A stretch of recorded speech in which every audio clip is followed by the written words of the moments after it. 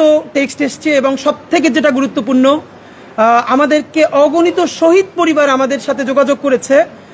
তারা মনে করছেন যে তাদের হয়ে কিছু বলবার আমাদের আছে এবং তাদের কথাগুলো আমাদের মধ্য দিয়ে আমাদের জবানে তারা প্রধান উপদেষ্টার কাছে পৌঁছতে চান। এর কারণ এই ইন্টেরিমের একমাত্র ডক্টর ইউনূস ছাড়া অন্য কোনো উপদেষ্টাকে বর্তমান শহীদ পরিবার বা আপামর জনতা আর বাংলাদেশের বলে বিশ্বাস করতে পারেন না। এটা হলো বাংলাদেশের সব থেকে বড় সংকট। সুতরাং আমার পাশে আজকে শহীদ পরিবার দুজন বসবার কথা ছিল, প্রচন্ড জ্যামের কারণে তারা একটু দেরি হয়েছে। তো আপনাদেরকে আজকে আমরা যা বলছি, এটা বাংলাদেশের এই প্রায় ১৫০০ শহীদ, অগণিত আহত যোদ্ধা এবং বাংলাদেশের আপামর মানুষের প্রতিনিধিত্ব করে, আমরা গায়ের জোরে প্রতিনিধিত্ব বলছি না, আমাদের জবান মানুষের কাছে ম্যাচ করে কিনা এটা আপনারা নিশ্চয়ই সামাজিক যোগাযোগের মাধ্যমে এর রিয়াকশনটা পাবেন। তো আপনাদেরকে একটু শুধু ঘোষণাপত্র নিয়ে আমরা অনেক বড় ফিডব্যাক দিব না। সবার আগে আপনারা বলি, আপনারা জানেন কোনো অরাজনৈতিক পাটাতন থেকে এই ঘোষণাপত্র ৩৬ জুলাইয়ের মধ্যে হতেই হবে। এই জন্য আমরা একটা ছোট প্রেসার গ্রুপ হিসেবে আমাদের তরফে এমন কিছু নাই যা আমরা করি নাই, এবং আমরা তবু এই সরকারকে ধন্যবাদ জানাই যে আমরা যখন চূড়ান্ত আলটিমেটাম দিয়েছি, এই আলটিমেটাম তো আর আমাদের একার আলটিমেটাম না, সারা বাংলাদেশের ১৮ কোটি মানুষের কথা ছিল এবং সেটাকে তারা সম্মান করে যে কোনোভাবেই হোক তারা একটা ঘোষণাপত্র দিয়েছেন। এই ঘোষণাপত্রের ঐতিহাসিক যে জায়গা, তারা সংসদ ভবনের সামনে দাঁড়িয়ে দিয়েছেন। বৃষ্টির মধ্যে হাজার হাজার মানুষ সেখানে উপস্থিত হয়েছে। অসাধারণ রাজনৈতিক সমঝোতা হয়ে বাংলাদেশের ফ্যাসিবাদ বিরোধী লড়াইয়ে সকল রাজনৈতিক দলের নেতৃবৃন্দ সেখানে তার পাশে ছিলেন, শহীদ পরিবার ছিলেন। এই উদ্যোগটার জন্য আমরা তাদেরকে ধন্যবাদ জানাতে চাই। কিন্তু এরপরে যেটা আমাদের অত্যন্ত কনসার্নের ব্যাপার, আপনারা জানেন এই ঘোষণাপত্রের জবান কিভাবে হবে, এই ঘোষণাপত্রে মানুষের শরিকানা কেমনে নিশ্চিত হবে, এইটা জানবার জন্য ৩ তারিখ, অগস্টের ৩ তারিখ আমরা সরকারের দুজন উপদেষ্টার সাথে জুলাইয়ের বিভিন্ন স্টেক হোল্ডাররা বসেছিলাম একটি সরকারি মিটিংয়ে। সেই সরকারি মিটিংয়ে আমরা উপদেষ্টাদেরকে জিজ্ঞেস করেছি যে এইখানে যে আমাদের দীর্ঘ ২০০ বছরের ব্রিটিশ বিরোধী লড়াই, যার চূড়ান্ত আকাঙ্ক্ষার প্রতিফলন ঘটেছে আমাদের মহান ১৯৪৭ সনের আজাদির মধ্য দিয়ে, তার সুনির্দিষ্ট তাকে স্বীকৃতি আছে কিনা। আমাদেরকে উপদেষ্টারা বলেছেন যে হ্যাঁ, ব্রিটিশ বিরোধী লড়াই থেকে শুরু করে সমস্ত সিগনিফিকেন্ট ইস্যুর স্বীকৃতি আছে এবং তারা আমাদেরকে নিশ্চিত করেছেন। আমরা হতাশ হয়েছি, আমরা বলতে চাই না, বলতে খারাপ লাগে যে উপদেষ্টারা আমাদের সাথে মিথ্যা বলেছেন। আমরা ড্রাফট দেখতে চেয়েছিলাম, তারা বলেছে বিশেষ কারণেই যাতে আমরা ড্রাফটটা না দেখি, তারা আমরা যেন ট্রাস্ট করি। আমরা আজকে আপনাদের সামনে বলতে চাই, প্রধান উপদেষ্টার সেদিনকে বক্তৃতাটা আমরা অন্যভাবে বারবার দেখেছি। আপনাকে প্রধান উপদেষ্টা মহোদয়, আপনি কিভাবে দ্য ওয়ে ইউ টক, আপনার বডি ল্যাঙ্গুয়েজ, আপনি কোনটা স্পন্টেনিয়াসলি বলেন, কোনটা ইম্পোজড, এটা বোঝা যায় আপনার কথায়। পুরো যে বক্তৃতাটা, যে স্টেটমেন্টটা, যে ঘোষণাপত্রটা আপনি পড়েছেন, এইখানে আমরা আমাদের ডক্টর ইউনূসকে পাই নাই। আপনাকে মনে হয়েছে যে রাজনৈতিক দলগুলো সবাই মিলে লিখে দিয়ে আপনাকে দিয়ে পড়িয়ে নিয়েছে, কারণ আপনার যে স্পন্টেনিয়াস রিডিং, আপনি যেভাবে কথা বলেন, যেই আর্টিফিশিয়াল কোনো আর্টিকুলেশন ছাড়া কথা বলেন, আমরা সেটা পাই নাই। আমাদের মনে হয়েছে যে আপনি পড়ে শেষ করতে পারলেই বাঁচেন। আপনাদেরকে প্রথমে বলতে চাই, এই যে রাজনৈতিক দলগুলো আছে, আপনারা তো এই ঘোষণাপত্র বারবার দেখেছেন। সরকারের কয়েকটা অংশীজন আমাদেরকে বলেছে যে বড় ২-১টা রাজনৈতিক দল, তারা এই ঘোষণাপত্রের ওয়ার্ডিং এখান থেকে একটুও চেঞ্জ হয়ে গেলে তারা এই প্রোগ্রামে অংশগ্রহণ করবে না। তাহলে সেই রাজনৈতিক দল বিএনপি, জামাত ইসলামী, এনসিপি, সবাইকে প্রশ্ন করছি, আপনারা সবাই মিলেই কি ১৯৪৭ সালকে খারিজ করে দিয়েছেন? দুইজনে উত্তর দিতে হবে। ডক্টর ইউনূস সাহেব, আপনাকে বলতে হবে, দীর্ঘ ২০০ বছরের লড়াই, সেই ২০০ বছরের কতগুলো ইভেন্ট, সেই পলাশী থেকে শুরু করে আমাদের সেই সিপাহী বিপ্লব, এরপর আমাদের কত কর্তা সত্তা, আমাদের কত জীবন, আমাদের পূর্বপুরুষ গাছের সাথে ফাঁসিতে ঝুলেছে এই আজাদির জন্য। আমাদের মঙ্গল পাণ্ডেরা, হাজী শরীয়তুল্লাহ, আমাদের তিতুমির, হাবিলদার রজব আলী, তাদের রক্ত ঝরেছে। তার স্বীকৃতি আপনারা এখানে শুরু করেছেন শুধু এটা বলে যে যেহেতু উপনিবেশবাদী লড়াইয়ের সুদীর্ঘকালের ধারাবাহিকতা, এই যে উপনিবেশবাদী লড়াইয়ের সুদীর্ঘকালের ধারাবাহিকতা, এই ধারাবাহিকতা থেকে যে একটা রাষ্ট্র বাসনার প্রথম অর্জন আমাদের ১৯৪৭, সেই ৪৭-এর কে বিরোধিতা করেছে? ইভেন শেখ মুজিব করেছে। ৭১-এর যারা আমাদের হিরো, তারাও কি ১৯৪৭ সালের রাষ্ট্রের কেউ বিরোধিতা করেছে? মুহাম্মদ আলী জিন্নার বোন ফাতেমা জিন্না নির্বাচন করেছেন, তাকে আইয়ুব খানের বিরুদ্ধে জয়ী করবার জন্য শেখ মুজিব দিনরাত 24 ঘন্টা কাজ করেছে। মুহাম্মদ আলী জিন্নাহর মৃত্যুর পরে তারা গড়াগড়ি দিয়ে কেঁদেছে, অসমাপ্ত আত্মজীবনী পড়েন। তাহলে এই যে বাঙালি জাতীয়তাবাদের ন্যারেটিভ, যেই বাঙালি জাতীয়তাবাদ গল্প শুরু করে 71 থেকে এর আগে 200 বছরের কোনো লড়াই নাই, যেই বাঙালি জাতীয়তাবাদ বলে যেখানে পাহাড়ি, বিহারি, বাঙালি, হিন্দু, মুসলিম, বৌদ্ধ, খ্রিস্টান সবাই মিলে বাঙালি হয়ে যাবে, এখানে আর কোনো জাতিসত্তার আর কোনো পরিচয় নাই। এই যে জাতিবাদী রাজনীতি, সবাইকে বাঙালি করে তোলা, সেই বাঙালি করে তোলবার সর্বনিকৃষ্ট ফলাফল হয়েছে শাহবাগের জঘন্যতম মব। সেই শাহবাগের জঘন্যতম মব দিয়ে এই বাঙালি জাতীয়তাবাদের নামে আমাদের দেশে বিচারিক হত্যাকাণ্ডকে সব থেকে বড় লেজিটিমেসি দেওয়া হয়েছে। অদ্ভুত। আমরা কি দেখলাম আমাদের এই ঘোষণাপত্রে, সেই যে বাঙালি জাতীয়তাবাদের বয়ান, তারই মনে হয় যেন একটা কন্টিনিউয়েশন করা হয়েছে, তার ধারাবাহিকতা রক্ষা করা হয়েছে। তাহলে এই বাঙালি জাতীয়তাবাদের বয়ান, যেই বয়ান মানুষকে জুডিশিয়াল কিলিং করতে পারে, গুম করতে পারে, খুন করতে পারে, হত্যা করতে পারে, এবং বিরোধী দলে ভোট দেওয়ার ফলে ধর্ষণ করলে তার পক্ষে আবার ন্যারেটিভ তৈরি করতে পারে, সেই বাঙালি জাতীয়তাবাদের বয়ানের জন্য তো হাজারো মানুষ জীবন দেয় নাই। ডক্টর ইউনূস সাহেব, আপনাকে স্পষ্ট বলতে হবে, এইটা কি আপনি লিখেছেন? এইটা লেখার কথা আসিফ নজরুল সাহেবের, উনি আইন উপদেষ্টা। তাহলে আইন উপদেষ্টাকে বলতে চাই, আপনি যে ড্রাফট করেছেন প্রত্যেকটা রাজনৈতিক দলের কাছে পাঠিয়েছেন, জামাত ইসলামী, আপনারা কেন এখনো বলছেন না আপনারা এখানে 47 নিয়ে কথা বলেছেন কি বলেন নাই? বিএনপি যদি বলে যে তারা 47-এর বিপক্ষে অবস্থান নিয়েছে, ঠিক আছে, আমরাও তাহলে বিএনপির বিপক্ষে রাস্তায় অবস্থান নিব এবং সেটা সামনের নির্বাচনে অবস্থান নিব। 47-এর ধারাবাহিকতা হলো 1971, সেই 1971-এর চূড়ান্ত ধারাবাহিকতা আমাদের 2024। 47, 71, 24-কে একটার বিপরীতে আর একটা বারবার দাঁড় করানোর চেষ্টা হয়েছে। প্রত্যেকটা বাংলাদেশ বিরোধী ষড়যন্ত্র, এই প্রত্যেকটা আমাদের জান গেছে, জীবন গেছে, জবান গেছে, আমরা প্রত্যেকটাকে সমানভাবে ধারণ করি বন্ধুরা। সুতরাং আপনাদেরকে দ্বিতীয়ভাবে বলি, বাঙালি জাতীয়তাবাদের যে সূচনা বিন্দু, সেইখান থেকে এই ঘোষণাপত্র শুরু হয়েছে, এটা আমাদের জন্য লজ্জার। দ্বিতীয় কথা, 1975 সনে যে 7ই নভেম্বর ঐতিহাসিক সিপাহী জনতার যে বিপ্লব, এটা এখানে উল্লেখ আছে, অসাধারণ, আমরা এটাকে অ্যাপ্রিসিয়েট করি। 1990 সালে যে অভ্যুত্থান হয়েছে সেইটাও আছে, কিন্তু 1990-এর পরে এই ঐতিহাসিক যে অভ্যুত্থানটা হলো, এরপরে সকল রাজনৈতিক দলগুলো মিলে যে একটা সমঝোতা করেছিল, 91-এর পরেই সেই সমস্ত রাজনৈতিক দলগুলো সেই সমঝোতা যে ভেঙে ফেলেছিল, রাজনৈতিক দলগুলো যে বিশ্বাসঘাতকতা করেছিল, তার কোনো প্রতিধ্বনি কেন ঘোষণাপত্রের মধ্যে নাই? আমাদেরকে বলেন। আমরা এই জুলাই আমাদেরকে রাজনৈতিক দল অসাধারণ স্টেক, বিরাট শরিকানা, কিন্তু রাজনৈতিক দল যদি এই অভ্যুত্থান একা করতে পারতো, তাহলে জামাতে ইসলামীর 6 জন প্রধান নেতৃবৃন্দকে ফাঁসি দেওয়া যাইতো না, ওই সময় তারা ফালাই দিতে পারতো হাসিনাকে। বেগম জিয়াকে জেলে যাওয়া লাগতো না, হাত বাঁকা হয়ে ফেলা লাগতো না, তখনই বিএনপি ফালাই দিতে পারতো। এর মানে সকল রাজনৈতিক দল এবং রাজনৈতিক শক্তি সবাই মিলেই তো এটা করেছে।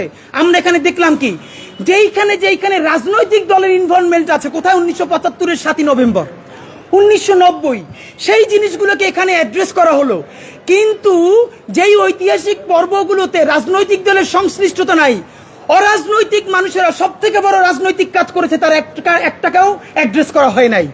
প্রমাণ, পিলখানা হত্যাকাণ্ড হলো এমন হত্যাকাণ্ড যেটা স্বাধীন বাংলাদেশের মধ্যে বসে, তার বুকের উপরে বসে দেশপ্রেমিক সেনাবাহিনীকে ভারতীয় আধিপত্যবাদ সমস্ত শক্তি ব্যবহার করে আমাদের ভাইদেরকে, বোনদেরকে তাদের চোখের সামনে মুহুর্মুহু হত্যা করে তাদের লাশগুলো ভাসিয়ে দিয়েছে।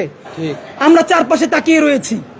এই রকম আমাদের সামরিক বাহিনীর উপরে হত্যাকাণ্ড আপনারা পারলে বলেন তো, 1971-এ পাকিস্তানও কোন ক্যান্টনমেন্টে এইরকম আক্রমণ চালাই আমাদের সামরিক বাহিনীর দেশপ্রেমিক অফিসারদেরকে মারতে পারছে কিনা আপনারা বলেন?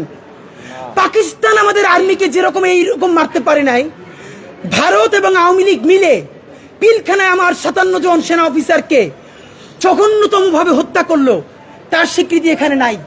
বলা হয় নাই যে পিলখানা হত্যাকাণ্ডের মধ্য দিয়ে হাসিনা ভারতকে এখানে চূড়ান্ত ভাবে অনুপ্রবেশ ঘটিয়েছে। বন্ধুরা আমার, 2013 সনের শাপলা, মানে এমন ব্যাপার যে আমরা এগুলো নিয়ে এখন বাঙালি জাতীয়তাবাদ হলো এমন ন্যারেটিভ যা আপনি যদি ন্যূনতম মুখে দাড়ি থেকে পাঞ্জাবি থেকে মুখের আগে পরে বিসমিল্লাহ বলেন, অথবা আপনার সারা শরীরে মুসলমানিত্বের ন্যূনতম চিহ্ন থাকে, আপনি মানুষ থেকে মানুষ হয়ে উঠতে পারবেন না। এবং আজ এই জুলাইয়ের পরেও সেই মানুষগুলোকে মানুষ থেকে মানুষ হয়ে ওঠার নাগরিক ন্যূনতম মর্যাদার স্পেস দেওয়া হয় নাই।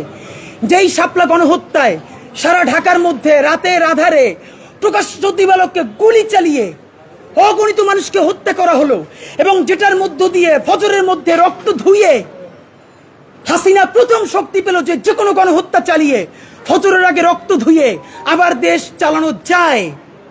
সেই গণহত্যার কোনো স্বীকৃতি নাই। আপনি তো 3টে শব্দ লাগতো ভাই। আপনি যেখানে বললেন 1975-এর 7ই নভেম্বর, আপনি বললেন 90-এর অভ্যুত্থান, আপনি বলেন যে পিলখানা হত্যাকাণ্ড, শাপলা গণহত্যা। আপনি এতটুকু ঠিক কোন রাজনীতির কারণে বাদ দিলেন? পিলখানা হত্যাকাণ্ডের কথা বললে ক্যান্টনমেন্ট খেপে যায়, আমি বুঝি। তো এই আন্দোলন কি ক্যান্টনমেন্ট করে দিছে? এই ঘোষণাপত্রের মধ্যে বলা হয়েছে সামরিক বাহিনী জনতার পক্ষে অংশ নিয়েছে, আপনারা আবারও তাদেরকে পক্ষে রাখার কথা বললেন।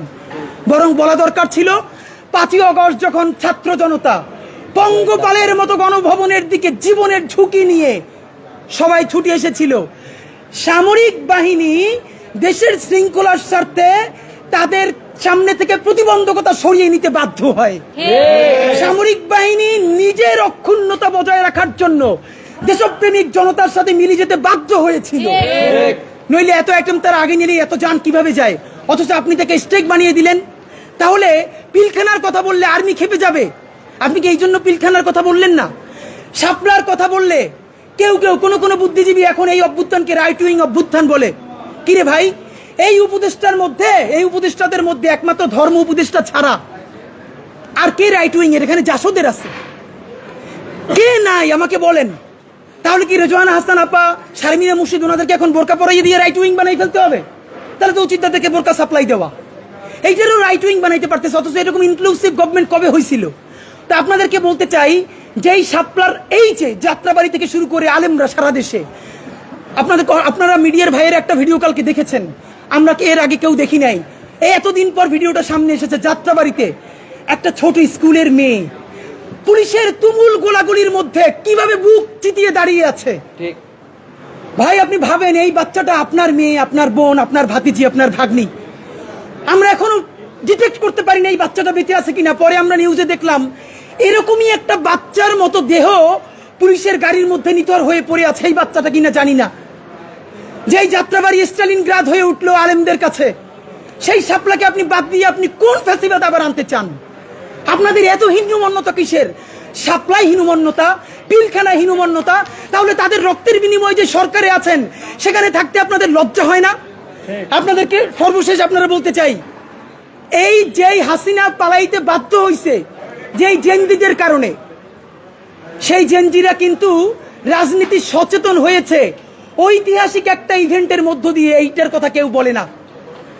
যেই জেনজিরা স্ল্যাং নিয়ে রাস্তায় নেমে গণহত্যাকারীকে পালাতে বাধ্য করেছে, রাজনৈতিক দল তাদেরকে ইমাম মেনে পিছনে মুক্তাদি হিসেবে দাঁড়িয়েছে, সেই জেনজিরা প্রথম রাষ্ট্রের মালিকানা গ্রহণ করে নিরাপদ সড়ক আন্দোলনের মাধ্যমে।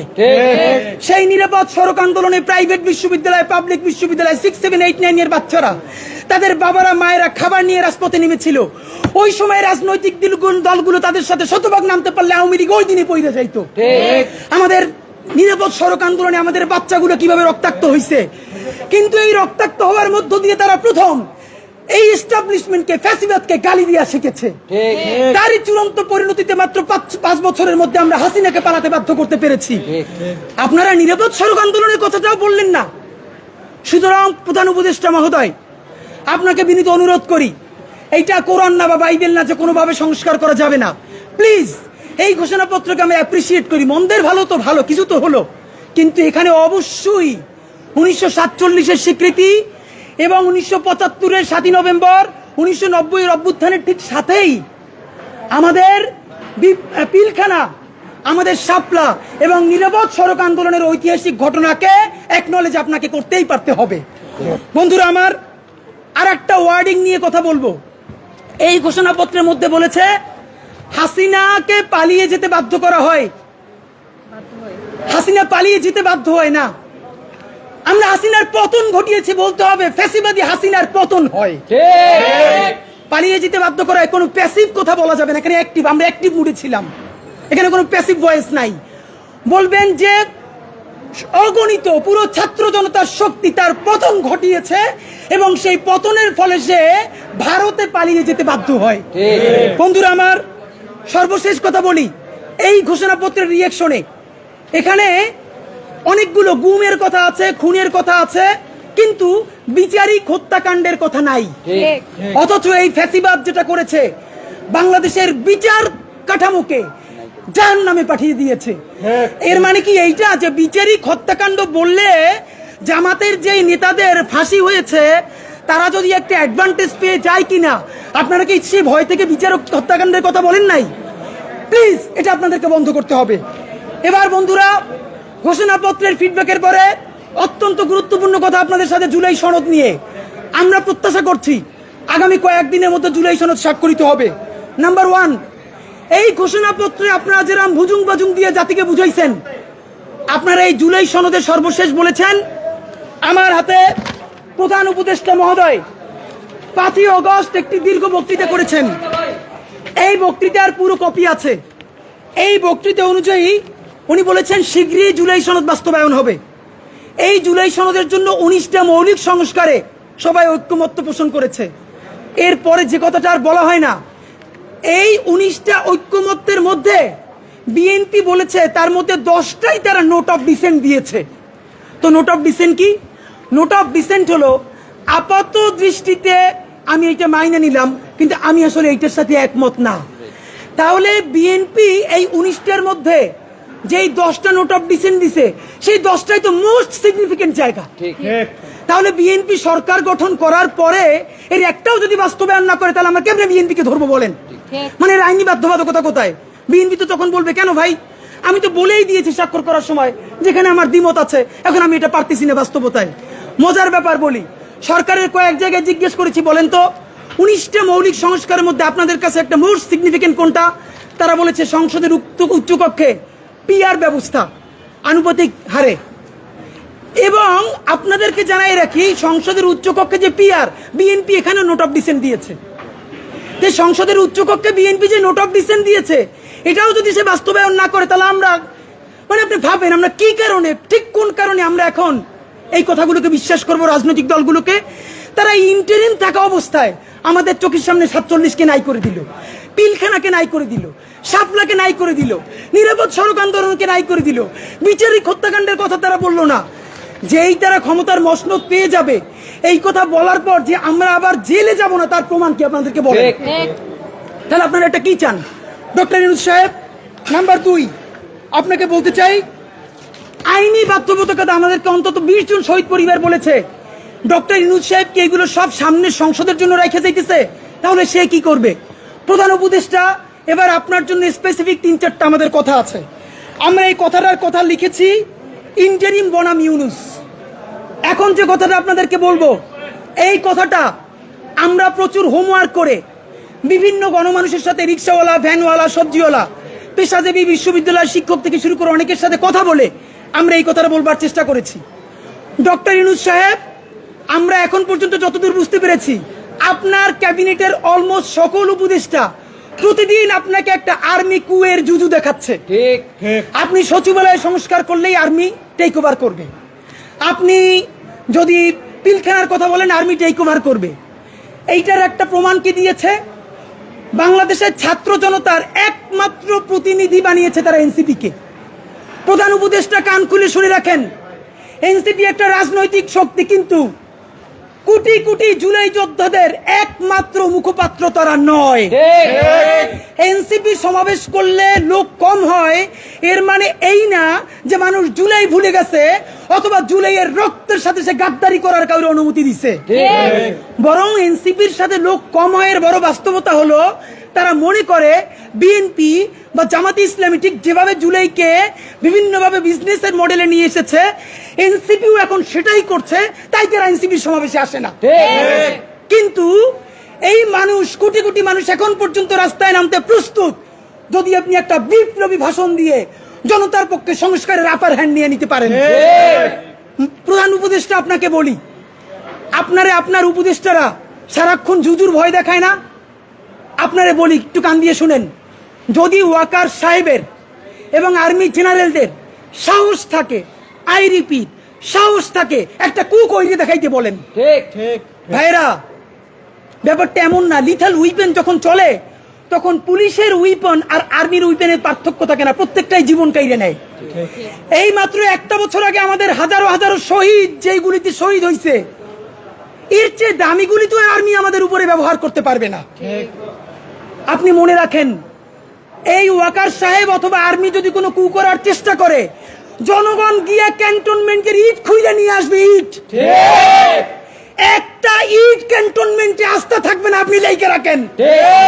আপনি কারে ডরান? আপনি ভোট নেন। মিনিমাম 100 রিক্সাওয়ালার সাথে কথা বলেছি গতকাল পর্যন্ত, প্রত্যেকে বলে এই উপদেষ্টাদেরকে তারা বিশ্বাস করে না, কিন্তু ইনুস বেড়া ভালো। এর মানে সারা বাংলাদেশের জুলাই যোদ্ধারা, জুলাইয়ের পক্ষের শক্তিরা আপনার মুখটা দেখা এখন পর্যন্ত এই সরকারের একটা হাত ধরে রাখছে।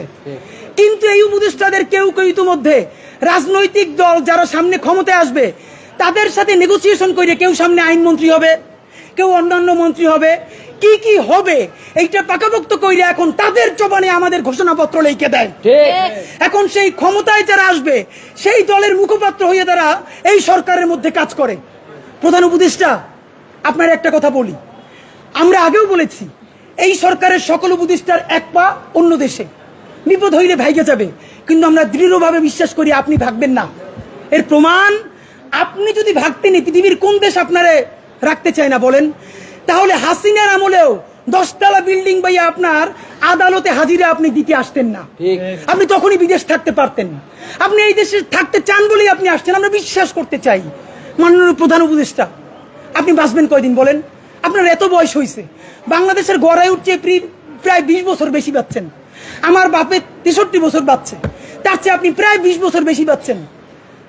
মাঝে মধ্যে মৃত্যু বেঁচে থাকার চেয়ে অধিক। মাননীয় প্রধান উপদেষ্টা, আপনি একটা গবেষণা করেন, বাংলাদেশে গত 50 বছরে কোন রাষ্ট্রপ্রধানের 30 মিনিট 40 মিনিটের বক্তৃতা রিক্সা চালক, ভ্যান চালক, সবজি বিক্রেতা, বিশ্ববিদ্যালয়ের প্রফেসর, ছাত্র জনতা আধা ঘন্টা বসে তার বক্তৃতা শুনে নজির নাই, যেটা আপনারটা হইছে। এটা কিন্তু আপনার চেহারা দেখে না, আপনি রাজনৈতিক দল করছিলেন, ফেরও করছেন, কিন্তু এইবার যে আপনার এই বাংলাদেশের পক্ষে হৃদয় নিংড়ে ভালোবাসা, আপনি যখন বক্তৃতা করেন আপনি আর্টিফিশিয়াল কিছু বলেন না, কিন্তু আপনি যখন ঘোষণাপত্র বললেন আপনার চেহারায় আর্টিফিশিয়াল ছাপ। ইদানিং আপনি স্ক্রিপ্ট দেখে দেখে বক্তৃতা করেন, এগুলো আমরা চাই না। মাননীয় প্রধান উপদেষ্টা, আপনার অন্তরে যা আছে, আপনারা যে বাধ্য করে তার কথা বলে দেন না। আপনারা কি করবে বলেন? আপনারা খুন করবে? আপনি প্রায় 80 বছর বাঁচছেন, আর কয় বছরই বা বাঁচবেন? আপনি কি খাবেন, কি বাঁচবেন? আপনি বরং যদি আপনার আর্মি মেরে ফেলে, আপনার যদি ভারতীয় আধিপত্যবাদ গুলি করে, আপনাকে যদি হত্যা করা হয়, কিন্তু সেই রক্তের বিনিময়ে যদি আপনি শহীদদের রক্তের বিনিময়ে নতুন বাংলাদেশ গড়ে যেতে পারেন, আগামী 1000 বছর বাংলাদেশের মানুষ নামাজে প্রার্থনায় আপনার জন্য শুধু দোয়া করবে। বুড়ো মানুষটা থেকে শুরু করে শিশু আপনার বক্তৃতা শুনে মাননীয় উপদেষ্টা কতক্ষণ জানেন? যতক্ষণ আপনি জুলাইয়ের জবানে কথা বলেন। কিন্তু যেই রাজনৈতিক দলের কাছে কোন ধরনের সংস্কার ছাড়া আপনি নির্বাচনের কথা বলতেছেন, আপনি কি কি বলছেন আপনার একটু পইয়া শুনাই। আপনার ঘোষণাপত্র থেকে অল্প কয়েক জায়গা মার্ক করে নিয়ে আসছি। মাননীয় প্রধান উপদেষ্টা, আপনি বলছেন যে সামনের নির্বাচনে, এবারের নির্বাচন যেন আনন্দ উৎসবের দিক থেকে, শান্তি শৃঙ্খলার দিক থেকে, ভোটার উপস্থিতির দিক থেকে, সৌহার্দ্য আন্তরিকতার দিক থেকে দেশের ইতিহাসে স্মরণীয় হয়ে থাকে, এই সকল আয়োজন করা হবে। মাননীয় প্রধান উপদেষ্টা, 6 মাস বাকি আছে। এই 6 মাসের মধ্যে আপনি এই উদযাপন কেমনে করবেন? নির্বাচন শুরু হইতে পারে না, এর মধ্যে মানুষকে হত্যা করতেছে রাজনৈতিক দল একটা আরেকটারে। তাহলে এই আমলা, এই পুলিশ, যেই পুলিশ রাজনৈতিক দলের ছত্রছায়া আবার হত্যাকাণ্ড ঘটাবে, আপনি তারা দিয়ে কেমনে পারবেন? প্লিজ, আপনার এই বৃদ্ধ কাঁধে রাজনৈতিক দলগুলোর বন্দুকটা রাখতে দিয়েন না। আপনি না পারলে কুইট করেন, ওরা নিজেরা বুঝে খাক। কিন্তু রাজনৈতিক দলের একমাত্র মুখপাত্র হইয়া বাংলাদেশের মুখপাত্র থেকে আপনি বিদায় নিয়েন না। আপনি নির্বাচনের কথা বলছেন, আমরা খুশি হয়েছি, কিন্তু ইতিহাসের স্মরণীয় নির্বাচন করার রোডম্যাপ কোথায়? বাংলাদেশের রাজনৈতিক দলগুলো আপনার সাথে মিটিং করে সামনে এসে বলে আমরা নির্বাচনের রোডম্যাপ দেখি নাই, আমরা হতাশ। ভিতরে কথা বলার চেষ্টা করলাম, আফসোস, রাজনৈতিক দলগুলো এত বদমাশ কেমনি হয় ভাই? ভিতরে তারা একটা বারো ভালো করে কোনো রাজনৈতিক তারা নির্বাচনের ম্যাপ দেয় না। প্রধান উপদেষ্টারে তারা গিয়ে বলে বড় দলগুলা, ওই পেট্রো বাংলার চেয়ারম্যানটা কিন্তু আমাদের লাগবে, অমুক বিশ্ববিদ্যালয়ের ভিসি কিন্তু আমাদের লাগবে, স্বরাষ্ট্র আর জনপ্রশাসন মন্ত্রণালয়ের সচিবটা কিন্তু আমাদের লাগবে। বাইরে এসে বলে আমরা নির্বাচন না দেখে হতাশ, একই দ্বিচারিতা। তো আপনার প্রতি অনুরোধ, এই যে আপনারে বাহিরে এসে বলে যে আপনি নির্বাচন দেন না, আপনি কেন প্রেস মিট করে বলেন না বিএনপি আমার পেট্রো বাংলা চাই, জামাত আমার স্বরাষ্ট্রমন্ত্রী চাই, এনসিপি আমার কাছে জনপ্রশাসন চাই, বলে দেন। ধরেন আপনি বইলে দিচ্ছেন, করবে কি? মারবে। আপনি এমনি একদিন মরে যাবেন, আজীবন বাঁচবেন। আপনি বইলে দেন না, ওদের নেংতে কইলে দেন। রাজনৈতিক শক্তির আমরা পক্ষে, কিন্তু রাজনৈতিক দলের নামে নিপীড়নের পক্ষে আমরা নয়। বন্ধুরা আমার, আপনারা আপনি আরেকটা কথা বলেছেন, এখন থেকে প্রতিদিন আলাপ করুন আপনার এলাকায় ভোটদান ব্যবস্থা কেমন হলে সুন্দর হয়, কেমন হলে আনন্দমুখর হয়, সেটা আগে থেকে ঠিক করার জন্য, নতুন বাংলাদেশের কাজ করার জন্য সেইটি আপনারা প্রস্তুতি নেন। মাননীয় উপদেষ্টা যমুনে বললে হবে না, এলাকায় গিয়ে যদি এই আলাপ শুরু করি আমার এক পিটাইয়া ছালবাকল উঠেই আবার ঢাকায় পাঠাইবে। ঢাকার এলাকা কিন্তু এক না, এলাকায় সেই পরিবেশ আপনি তৈরি করতে পারছেন? এলাকার ওসি প্রতিদিন এখন বিএনপির উপজেলা সভাপতির ফোন করে ডায়াবেটিসের খবর নেয়। তা আমার কথা যদি বিএনপির বিপক্ষে যায়, আমার কথা যদি জামাতের বিপক্ষে চায়, তারা তো আমার দৌড়ানি দিয়া কি করবে তা তো আপনি বুঝতে পারতেছেন না। প্রধান উপদেষ্টা, মাননীয় উপদেষ্টা, শেষের দিকে আপনার আর একটা কথা আপনাদের বলা দরকার। আপনি এইখানে খুবই স্পেসিফিকলি বারবার নির্বাচনের যে রোডম্যাপটা দিয়েছেন, আমরা অত্যন্ত খুশি হয়েছি। আপনার হাতে সময় আছে 6 মাস। আপনাকে চূড়ান্তভাবে আমরা কয়েকটা প্রস্তাবনা দিতে চাই। নাম্বার 1, এই 6 মাসের মধ্যে আপনি একটা আপার হ্যান্ড নিবেন। সেই আপার হ্যান্ডের চূড়ান্ত কাজ আগামী 1 সপ্তাহের মধ্যে আপনি ইন্টারিম ভেঙে দেন। এই ইন্টারিমের অনেক উপদেষ্টা এখন সামনে, কেউ বিএনপির, কেউ জামাতের, কেউ এনসিপির মুখপাত্র হইয়া তাদের দলীয় এজেন্ডাগুলো আপনার সামনে রেখে বাস্তবায়ন করবে। এইটা আপনি হইতে দিয়েন না। আপনি অতি জলদি যেই নির্বাচনটা উপহার দিতে চান তার জন্য ইন্টারিম ভেঙে দেন এবং অতি দ্রুত তত্ত্বাবধায়ক সরকার ঘোষণা করেন। এই ইন্টারিম ভেঙে দিয়া আপনি প্রধান হইয়া আপনি তত্ত্বাবধায়ক সরকার ঘোষণা করেন। আগামী 6 মাস মাননীয় প্রধান উপদেষ্টা, এটা অনেক অনেক বেশি ইনাফ, মোর দ্যান ইনাফ এই দেশে পাল্টাই দেওয়ার জন্য। আপনি কিছু বিপ্লবী সিদ্ধান্ত নেন। সেই বিপ্লবী সিদ্ধান্তের মধ্যে আপনি 1 নম্বরে বলেন যে এই দলই ক্ষমতায় আসবে ওয়াদা করতে হবে 72-এর সংবিধানকে বাতিল করতে হবে। যেই 72-এর সংবিধানের মধ্য দিয়ে বাকশাল হয়েছে, বিচারিক হত্যাকাণ্ড হয়েছে, সেই সংবিধানকে নতুন সংসদে বাতিল করে জুলাইয়ের ঘোষণাপত্রের আলোকে এবং জুলাইয়ের সনদের আলোকে নতুন সংবিধান রচনা করতে হবে। নাম্বার 2, প্রতিনিধিত্বশীল স্বাধীন পুলিশ কমিশন গঠন করতে হবে। আমরা বলেছি শুধু পুলিশ কমিশন না, কারণ এই পুলিশ যদি জানে আগামীতে বিএনপি ক্ষমতায় আসবে, জামাত ক্ষমতায় আসবে, সে হোমওয়ার্ক কইরা প্রত্যেকটা কেন্দ্র দখল করে ব্যালট ভরে দিবে, কারণ সে জানে তাহলে তার পোস্টিংটা ভালো হবে। সুতরাং আমরা চাই একটা প্রতিনিধিত্বশীল স্বাধীন পুলিশ কমিশন। এটা যদি 10 জনের মেম্বার হয়, 2 জন বিরোধী দল থেকে থাকবে, 2 জন বিশ্ববিদ্যালয়ের শিক্ষক থাকবে, 1 জন শহীদ পরিবার থেকে থাকতে পারে, এই পুরো সরকার থেকে থাকবে 5 জন, বাকি 5 জন অন্য স্টেক থেকে। যদি সেটা হয় তাহলে ন্যূনতম তাকে কিন্তু একটা কন্ট্রোল করা যাবে। নাম্বার 2, আপনি ন্যূনতম জুডিশিয়াল রিফর্ম না করে আপনি কিসের নির্বাচন দিচ্ছেন? এই যে নির্বাচনে খুন হবে প্রচুর, সেই খুনগুলো নিয়ে তো মামলা হবে। আমরা এই যে আসিফ মাহমুদ বনাম ইশরাক হোসেনের যে ক্যাচাল, সেই ক্যাচালে দেখলাম আদালত পর্যন্ত স্বীকার করতেছে যে এই ব্যাপারে রায় দেওয়ার উপরে তার উপরে চাপ ছিল।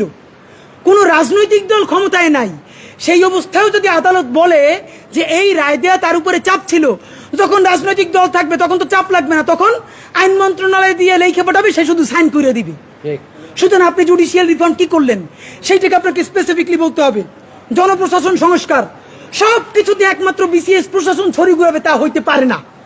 আপনি ক্ষমতার ডিসেন্ট্রালাইজেশন করেন, আপনি পুলিশকে একটু ভিন্ন করেন, আপনি অন্যান্য ক্যাডারগুলোকে আরেকটু এম্পাওয়ার করেন। এই যে জনপ্রশাসন সংস্কারের মধ্যে প্রশাসকরা নিজেদেরকে প্যারালাল রাষ্ট্র ভাবে, এইটি আপনি ন্যূনতম ভেঙে দিতে না পারলে আবার তো সে আমলাতান্ত্রিক দেশ করবে। এবং আপনাকে সর্বশেষ আমরা বলতে চাই, আগামী 6 মাস আমরা আপনার কাছে অ্যাকশন দেখতে চাই। সেই অ্যাকশনটা হলো, এখন চলে আগস্ট মাস, আগস্টের মধ্যে আপনি ইন্টারিম ভেঙে দেওয়ার চূড়ান্ত রূপরেখা প্রণয়ন করেন। এতদিন বলছি আমরা বিচার সংস্কার, বিচারের কোন কোন রায়টা আসবে আপনি তা তো একটা বললেন না এই আপনার দীর্ঘ বক্তৃতার মধ্যে, কিন্তু আপনি ঠিকই নির্বাচনের সব কথা তো বললেন। থ্যাংক ইউ, আপনি এটা বলেছেন, তাহলে বিচার নিয়ে আপনি এরকম বলতেছেন না কেন? নাম্বার 2, এতদিন আমরা আগে বলেছি সংস্কার, তারপরে বলেছি মৌলিক সংস্কার, না এখন মৌলিক সংস্কারও বলি না, নির্দিষ্ট 5টা সংস্কারের কথা বলেছি। আমরা পুলিশের সংস্কার চেয়েছি, আমরা জুডিশিয়াল রিফর্মের কথা বলেছি, আমরা নির্বাচন কমিশনের যে বর্তমান প্যাটার্ন এইটা ভেঙে দেওয়ার কথা বলেছি। প্লিজ, কোন সংস্কারটা কবে হবে? নির্বাচনের আগে যদি আপনি একটা সংস্কার নিজে করে দেখাতে না পারেন, তাহলে বলেন প্রবাস থেকে লক্ষ টাকা প্লেন ভাড়া দিয়া বাংলাদেশের মানুষ কেন ভোট দিতে আসবে বলেন? সে তো জানে একটা সংস্কার আপনি করতে পারেন নাই। এই যে ভোট দিয়ে যাবে, যারা ক্ষমতায় যাবে তারা ঠিকই আগর কাটামতে সব 91 যেরকম তারা চুক্তি ভঙ্গ করেছে, চুক্তি ভঙ্গ করে আবার ফ্যাসিবাদ কায়েম করবে। শুধু শুধু সে কেন দেশে ভোট দিতে আসবে বলেন? সুতরাং আপনি যদি সত্যিকারে চান বাংলাদেশের ইতিহাসের সেটা নির্বাচন হোক, প্রবাসীরা ভোট দিক, লক্ষ লক্ষ টাকা খরচ করে মানুষ ঈদের মতো উদযাপন করুক, তাহলে ন্যূনতম কয়েকটা বিচার আপনার নির্বাচনের আগে করে দেখাতেই হবে। এই ইন্টারিমের সকল উপদেষ্টাকে বিদায় দিয়ে নতুন ফ্রেশ তত্ত্বাবধায়ক সরকার গঠন করতে হবে এবং অতি দ্রুত আপনাকে রেভলিউশনারি কিছু কাজ করে দেখাতে হবে, যাতে মানুষ বিশ্বাস করে রাজনৈতিক দলগুলো আসলেও তারা কোনো ধরনের গাদ্দারি করতে পারবে না। এবং সর্বশেষ কথা, সকল রাজনৈতিক দলের সাথে বারবার বসেন উপদেষ্টা মহোদয়, একটা বার 1500 প্রায় শহীদ তার পরিবারের সাথে আপনার বসা দরকার হয় না? এই যে এত সংস্কার করলেন, আমাদেরকে কেন তারা ফোন করে জিজ্ঞেস করে যে এগুলো সব কি তারা না কইরেই চলে যাবে? প্লিজ, জুলাই সনদ ঘোষণার আগে যা যা করতেছেন সেই রাজনৈতিক দলগুলোর একদিকে সামনে রাখেন, শহীদ পরিবারগুলোর সামনে রাখেন, তারপর বলেন যে এইটা করছি, একটু শহীদ পরিবারের কথার মূল্যায়ন করেন।